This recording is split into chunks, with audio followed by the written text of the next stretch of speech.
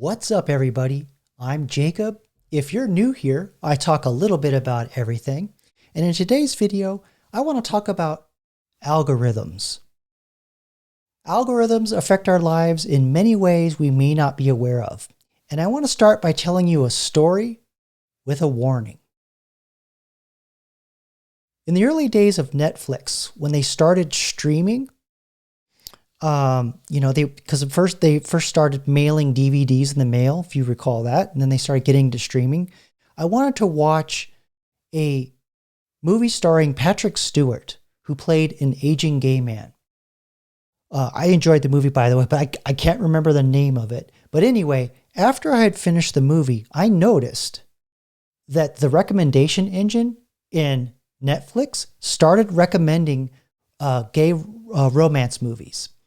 And I found myself watching anything and everything that had like over-the-top masculine characters, like 80s action movies, rom-coms, you name it. But it took 21 days to affect the Netflix recommendation engine to the degree where it wasn't recommending any gay media in any way, shape, or form. And that was when I realized that algorithms affect our lives in many ways we may not realize.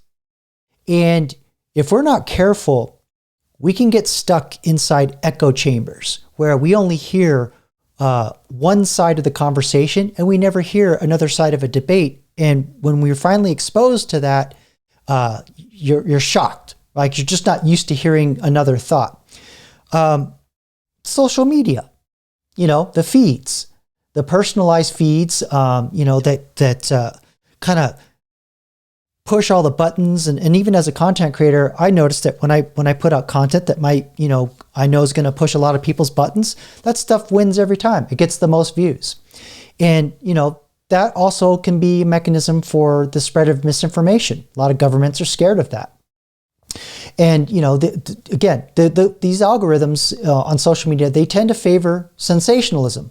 Over balanced content, balanced ideas. And other places algorithms appear. E-commerce and advertising along with the e-commerce. You get hyper-targeted ads based on your browsing behavior, what you click on, what you buy. And that could even lead to pricing discrimination and other kinds of weird dark patterns that you see. Like, how you hear the stories where you have your phone sitting beside you and you're talking about a product you're looking at somewhere else, and you go in a web browser and boom, the ad pops up for that product. All that kind of stuff. Even in hiring and job applications, there's lots of automated resume screening and biases in applicant tracking systems. I can say firsthand that even ATS systems, there's ageism in them. And I learned a trick where I took all the dates off my resume, other than like the dates where I worked places, and I never go past 10 years. And, since I'm in technology, nobody's going to care what you did 10 years ago, but I don't put like the date I graduated from college, any dates on certifications, nothing. I take all of that out, and I found that I get more calls, more inquiries from recruiters. So, there's ageism in hiring and job application systems. Credit, loans, and insurance. There's all kinds of algorithms that make life-changing decisions that are impacted by your credit score, where you live, other activities people engage in your area that affect, the cost of the premiums, whether your loan gets approved, your interest rate. I mean, these algorithms can have a major effect on your financial future. Justice and policing, right? Even with the legal system, there's even predictive policing and kinds of biases in certain algorithms. I talked about a documentary that came out in 2020 called Code Bias, about how, and I'll do a video on that because it's really interesting. But basically, this young researcher who is also a black woman found that the facial recognition stuff she was using in some applications had a hard time recognizing her face. And she eventually came to the discovery that the pigmentation of her skin, the dark complexion, the companies that were training the AIs were training all the AIs on face recognition for using a lot of Caucasian and Asian complected people. And so it had a hard time with people with darker complexion. And it wasn't tested. So the company that developed this technology sold it to the United Kingdom's police department, and they were using these systems on their closed circuit televisions to identify known terrorists, and they were yoinking people that were getting misidentified because nobody was properly testing these systems. So there's just all kinds of things where algorithms affect our lives that we may not realize that are very dangerous. Healthcare, there's algorithms that are used to diagnose, and make recommendations, and that stuff can make mistakes. You could get misdiagnosed, or there could be like certain disparities in medical recommendations. So, because a lot of this technology is new and, it needs to be tested more. And so, I just kind of wanted to bring up some of the places where algorithms or AI essentially, but algorithms run everything too, that affect our lives in many, many ways we're just not aware of. And there's a lot of dangers to this that I want to raise your awareness to. And the first one is that there can be a tendency for there to be like a black box kind of mentality behind these algorithms. Like there's no transparency. A lot of these companies don't want to reveal these algorithms because that's how they make their money. Like a lot of these products where if it's free, right? You use like Gmail, those things really aren't free. What's actually happening is you are the product. Your use, the data you generate through the use of these products becomes the product, right? So that lack of transparency there is a little disconcerting, to be honest. So maybe you want to get away from those free products online because they're using your behaviors, your use of those products to train algorithms and AIs. AIs or algorithms can reinforce certain biases. They learn from existing data, and they can perpetuate, societal concepts like, race, gender, and socioeconomic things that happen, from your socioeconomic status because of the way you act online, and the way you talk, and the way you type and use these free products can affect the algorithms indirectly. And that's something that's could lead to other life-changing results that you're not even aware that's happening behind the scenes. Privacy. With these products that are free, that use your data to train things, these algorithms, they're storing massive amounts of data that track what you're doing, analyze, even if you put your personal data, they're reading that in, and they're training the AIs on it. And, there's some ethical questions there about, how much consent, do you really understand the amount of consent you're giving and the amount of surveillance that you're doing? Because, you got that terms of service thing that scrolls by on Google when you sign up and you go, okay, yeah, click, okay. And you don't realize how much of your privacy and how much of your privacy you're giving away and how much surveillance you're allowing into your personal life. And when I say surveillance, I don't necessarily mean like cameras. I just mean them taking your data and doing whatever they want with your data, monetizing that. And some other things that people may not be aware of is that there's some monopolies have risen out of this. And we've got the vast majority. A lot of people don't talk about this, but the vast majority of the infrastructure that use these algorithms are in a very small handful of companies. Just to name a few: Google, Facebook, Amazon, right? These companies have monopolies in lots of different ways that you don't realize. Like Google, they have a phone, right? They got Android, they got the browser, And then Facebook, for the longest time was the dominant social media, and they used all of your behavior. There's a joke that Facebook knows exactly when you're hungry, when you got to poop, and when you got to sleep because of your activities that you're using on Facebook. And how much did you pay to use Facebook? Think about it. Same thing with Gmail. How much did you pay to use it? Nothing. But, by the same token, you have Amazon. While they do charge you to, purchase products off the website, they're using all that activity to train their logistics systems. There are benefits to that, but then they can also use your browsing habits to go, oh, well, you like this. How about this over here? So, they're sort of like that addictive dopamine loop thing that a lot of these algorithms can do that are very, very dangerous. So, what do we really do about all of this? How can we, if there are laws that need to be passed, or maybe we can, some of the behaviors that we change and how we use these things or these products and services, demand transparency, right? Maybe advocate for legislation requiring companies to disclose how their algorithms work and the data they use.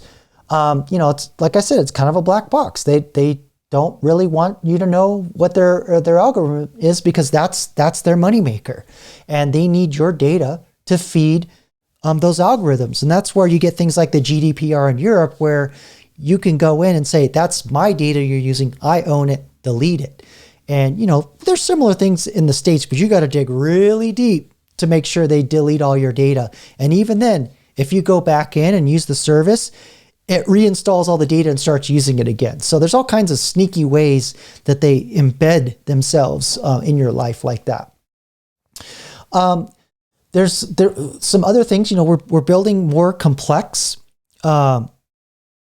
smarter AI systems. And, I've talked a little bit about this in other videos. We need to have more ethical AI development. We need to start incorporating the ethicist in the rooms with the people that are designing the technology. Just because you can do something, should you do it?